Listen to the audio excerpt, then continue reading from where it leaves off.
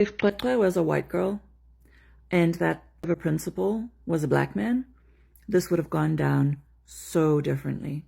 No child deserves to go through what she went through. And also, looking at how her mother is fighting so hard to get justice for her, given what her mother has been through in her life too, when so many parents just allow this kind of stuff to happen and become a part of the problem. Justice for CweCwe and her mother. Justice for CweCwe. I'm a woman and I stand with South Africans. I'm a Kenyan and I stand with South African. A small girl, a 7-year-old girl, was raped at the school environment, and the principal at first denied to give out the DNA sample until the tension was so high. It's when he agreed to give out the DNA sample. This little girl has been going through a lot. The woman has been speaking emotionally. She said that she will fight for her daughter until she sweat blood. This scenario happened last year in October. But now, being that the justice was not served, it's a high time it will be served, because the news is escalating so fast. It has reached a number of people. It has reached different countries. And now I said, why not share with you on the social media so that justice can be served, so that we can stand with our young little girl together. Because you never know if tomorrow it will be your child. You never know if tomorrow it will be you. Because of late, women are going through a lot.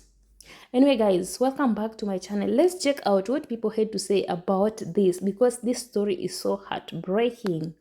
What is happening? She said, Mama, I couldn't sleep at night. I woke up three times because my bums are very painful. I said, oh, okay, no, it's fine. I used the torch, the torch on my phone because there was a load shedding. I said, okay, you come this side so that I'll be able to check your bums. And she came. I asked her to kneel on her bed because I wanted to check her bums. And then what I discovered is something that it will never erase on my eyes. The anus was not tight, and the size of the anus was of the size of a tissue, like this one. So this is what happened.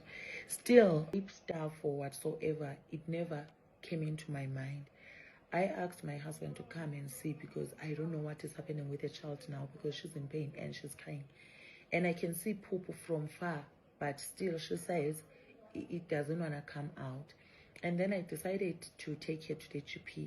That's where it was discovered that the child has been, because even the doctor checked, even with her private part, like the one in front, she said no, there are injuries here and there are fluids with the GP now. So we're referred to a psychologist and also to go and see and report the case to the police.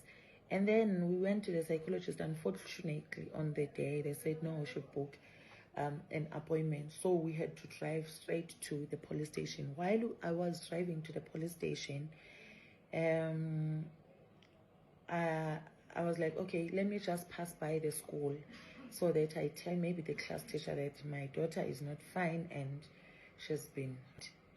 So now I went to the school. I rang the bell at the gate. At least the clerk came out. I don't know if the clerk or secretary, but the lady came out, and I told her that no, we are facing such an incident back at home. The child is here in the car. She cannot walk because she couldn't walk at the time. Now, so we went straight to the police to report the incident. We attended and we were escorted to Zela now, to the hospital. And the child was questioned by the social worker on what happened. And the day that we focused on, it was on a Tuesday, the 15th now, not the 14th, when she came back late from school. And when she was like telling everything that happened on the day. Until then, she was attended also by the doctor at Tutuzela, and then semen samples were collected from her. And then I asked the doctor about now the right time for me to come on here and talk about this, because before I was so fucking angry, and I know that if I made a video at that moment in time, TikTok would have banned my entire account. But now that I'm calm, Let me talk about this. I am Jamaican, but my blood is South African. I love South African people. I love their culture. I love everything about those people. Do you understand what I'm saying? So their problems are my problems as a Jamaican. Do you understand? There is this little girl in South Africa. Her name is CweCwe. She's 7 years old. And she's in a situation where people who were meant to protect her and look out for her as a child assaulted this little girl. She was basically investigated by a medical professional and they found that she had been penetrated. Now, 2 members in the school have agreed to be tested and they were cleared by the police. It was the fucking principal, however, was refusing. And now all of a sudden I'm hearing that that principal is now denying that little girl from coming back from school. If you are not South African, even if you are not African, even if you are not black, do not let this injustice die. What happened to this little girl is not funny. And you know what's so crazy? It's not a race for race issue. But if this little girl was a white South African, it will be taken a hell of a lot more seriously. How the fuck parents sending their kids to school where they're meant to get an education to build themselves and to build their future? How are people sending the future presidents and prime ministers and teachers, young little kids like this, to school? And it is the school who's supposed to build them into the adults they need to be, who are doing things like this to little kids. Share this video and do not let this video die. And this is not the one time I'm going to talk about this thing, because this little girl deserves justice. That principal, I don't care what nobody says, needs to be castrated, bruv. He needs to serve some type of capital punishment, because what happened to that little girl is not a joke. And these are things, put CweCwe aside for a moment, happens to thousands, if not millions of little girls every single day by people who are supposed to protect them. This is not okay. South Africans, you know already, bruv, that Shay's on smoke with you niggas. And whatever else you need me to post, tag it in my comment section, tag me in it. I know I do potluck videos. Keep me updated with what's going on, because I will continue to post about this. These people are fucked out of order and none of this shit is okay. Good night. As a punishment, why did you not send this child to sweep the floor during the hours? Why after hours? Alone. And alone. Then the next day, the caretaker took the child to the car. You didn't notice. These 3 men, the driver, the caretaker, the principal, both of them, and number 2. And another thing, why there was no blood? Why? Who cleaned this girl up?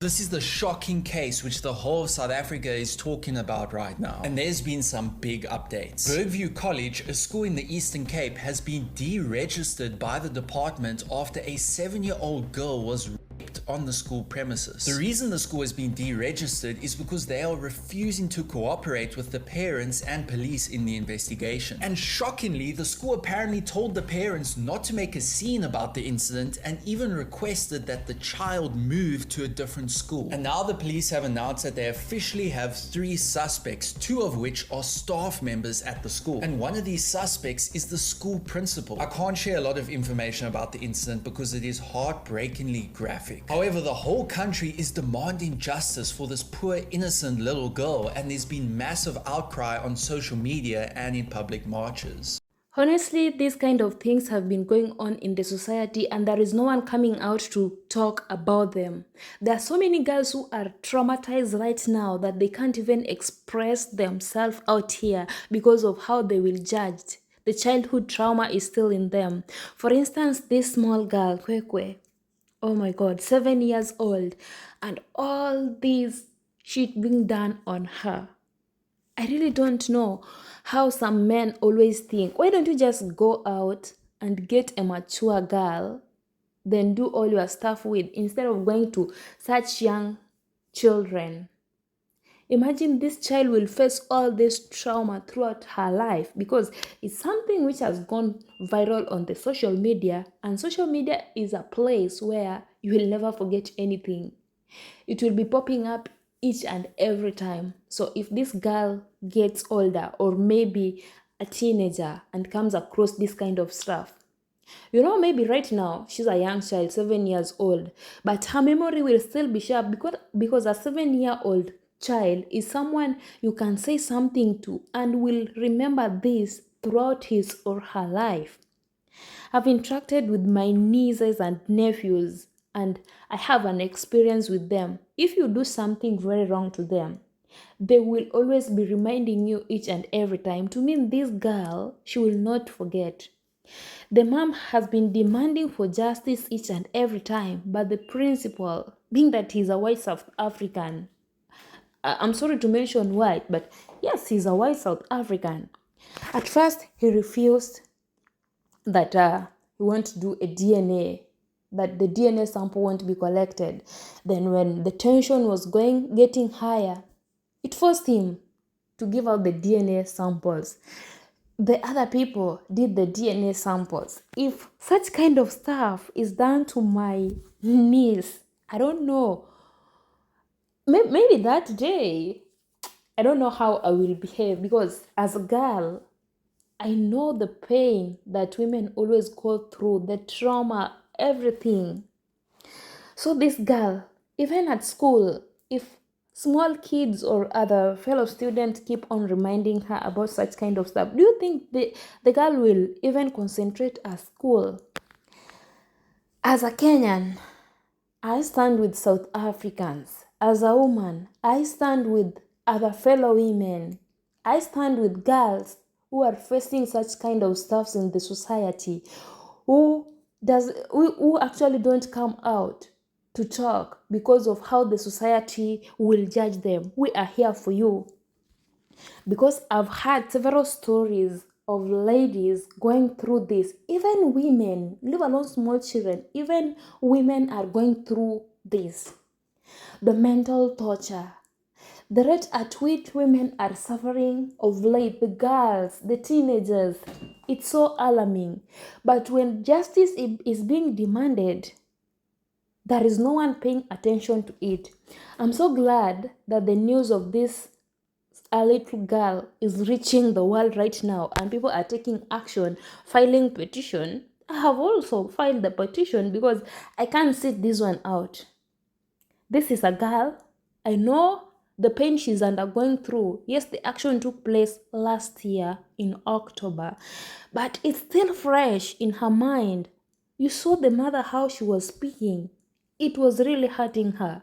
She said that she will fight for her daughter until she sweat blood. If a woman utters such kind of words, just know that she is really traumatized and passing through a lot, seeing her daughter struggling each and every time, to a point that her daughter can't even pull well. I'm just shocked with how men are behaving. Instead of going to get a mature girl to do your stuff with, you're going for a small child who doesn't know anything, whose organs are still not very mature, and who, by the way, cleaned this girl, because I know the amount of blood the lady bled. It was too much. But when the parents realized she was very clean, there was no blood, who actually cleaned the girl? These are some kind of questions we should be asking ourselves, and the principal should take immediate action. It's the principal who refused to file for justice for this lady after the woman, the mother to this lady, kept on going to school demanding for justice until a friend of hers reported this to the Ministry of Education. The Ministry of Education had the news from a friend of that mom. Anyway, guys, as a woman, as a Kenyan, I stand with CweCwe in this. I stand with all the women going through this. Thank you so much, guys, for watching. Kindly, justice for CweCwe. Until next time, bye.